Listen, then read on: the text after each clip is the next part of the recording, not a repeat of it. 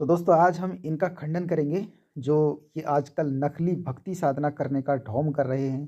कोई तो काँटों पर लेट रहा है और कोई नंगे पैर बिल्कुल नंगे होकर के नागा साधु बनकर, कोई अघोरी साधु बन के ये जो तपस्या करते हैं, ये जो भक्ति करते हैं, ये वास्तविकता इनकी क्या है? क्या इससे मोक्ष की प्राप्ति होती है या सिर्फ़ ये एक ढोंग है या पाखंड है? इसको हम देखेंगे आज इन्हीं जो हमारे पवित्र धर्म ग्रंथ है जिसका नाम है गरुड़ पुराण। इससे हम आज इसका खुलासा करेंगे कि वास्तविक भक्ति क्या है और ये कर क्या रहे हैं। इस ढोंग से हमको ये क्या शिक्षा दे रहे हैं और हमें करना क्या चाहिए, और ये आजकल का समाज, आजकल के बाबा नकली धर्मगुरु क्या कर रहे हैं। अगर हम इनका विरोध करते हैं तो ये ऐसे शिवांश नारायण जैसे और बहुत से धर्मगुरु हैं जो हमारे इस ज्ञान की निंदा करते हैं और इसे कहते हैं कि ये तो निंदा करते हैं। जबकि ये निंदा तो गरुड़ पुराण ने ही कर रखी है, हमारे शास्त्रों ने ही इनकी निंदा कर रखी है और ये आरोप हमारे ऊपर लगाते हैं कि भाई तुम इनकी निंदा क्यों कर रहे हो।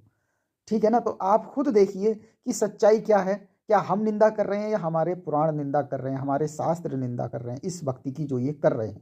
ठीक है, ये वीडियो अगर आपको पसंद आए तो वीडियो को लाइक करें और शेयर करें और चैनल को हमारे सब्सक्राइब कर लें। तो हम आपको गरुड़ पुराण का कुछ अंश पढ़ाते हैं और उसमें इन पाखंडी नकली साधना की पोल खोलते हैं आज। ठीक है ना? तो बने रहिए हमारी वीडियो के साथ। धन्यवाद।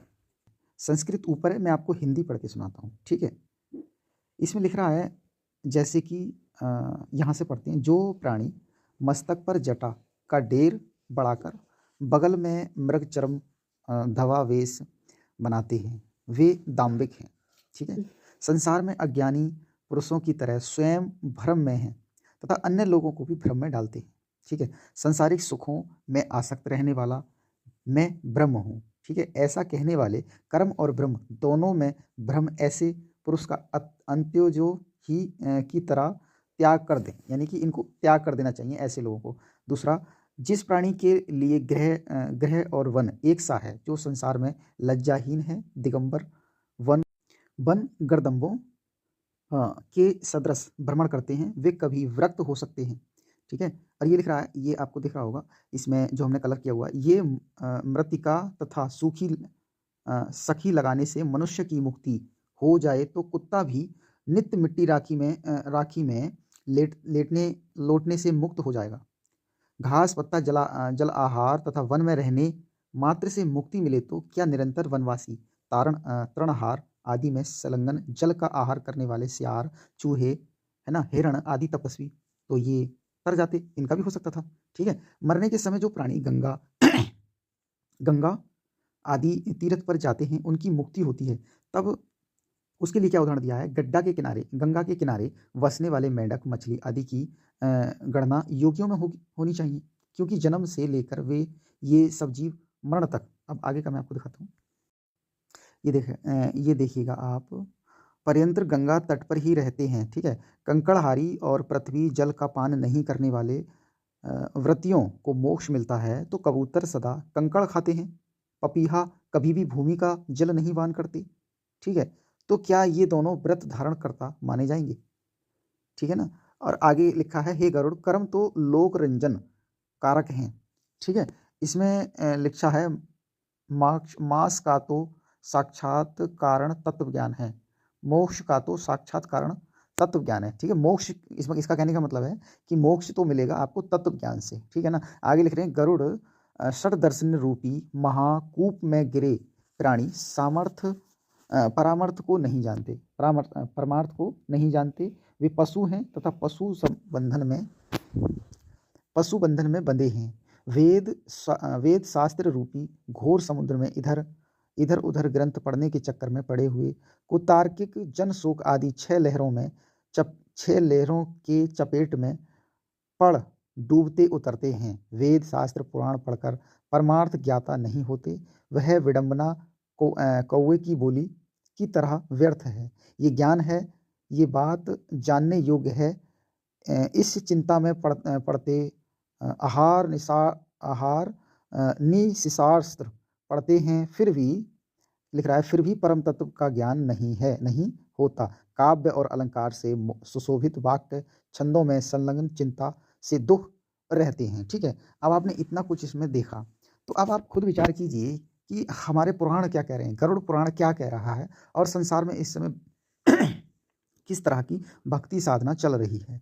ठीक है जी, हम इसीलिए इनका मजाक नहीं बनाते, हमें कोई शौक नहीं है इनका मजाक बनाने का। कबीर साहिब जी ने इनको इतना जलील किया है, ये सब कुछ करने का किसी को कोई शौक नहीं पड़ा है। परमात्मा स्वयं कबीर साहिब जी इनको आकर के इनको समझाते थे, इनको बहुत सी ऐसे कटु वचन भी बोले ताकि ये अपने वास्तविक ज्ञान को समझ जाएं, अपने पुराणों को समझ जाएं, अपने शास्त्रों को समझ करके सही भक्ति पर लग जाएं। ये मनमानी साधना है, जैसे भांग लपेटना, सुल्फा पीना, गांजा पीना, ठीक है ना, और तप करना, तपस्या करना, ये वास्तविक भक्ति से इसका कोई लिंक नहीं है। ठीक है ना। तो परमेश्वर कबीर साहिब जी ने जो भक्ति बताई है वही भक्ति वास्तव में मोक्षदायक है, और उस भक्ति को केवल और केवल वर्तमान समय में संत रामपाल जी महाराज जी बता रहे हैं। अन्य जितने नकली धर्मगुरु हैं ये अपने शास्त्रों से ही फेल हो रहे हैं। अब आप यहाँ पर देखिए, अगर ये साधना जो वर्तमान में कुंभ मेले और आदि लोग इस वर्तमान के जितने भी धर्मगुरु कर रहे हैं, अगर ये साधना सही होती, ये साधना गलत है और शास्त्रों में लिखी है, तो इनका ये खंडन क्यों नहीं करते? क्यों नहीं करते? क्योंकि इनको खुद ज्ञान नहीं है, इससे ये सिद्ध हो जाता है। और खंडन संत रामपाल जी महाराज जी, आज जब से ज्ञान पर संत रामपाल जी महाराज जी ने देना शुरू किया है, तब से आज तक इस चीज़ का खंडन संत रामपाल जी महाराज जी करते आ रहे हैं। और संत रामपाल जी महाराज जी से पहले कबीर परमेश्वर जी ने इस चीज़ का पूरी जोर शोर के साथ खंडन किया है। उनके शास्त्रों में, कबीर सागर में, कबीर वाणी में, कबीर बीजक में आप देख सकते हैं। ठीक है ना। तो भ्रम में ना पड़ें।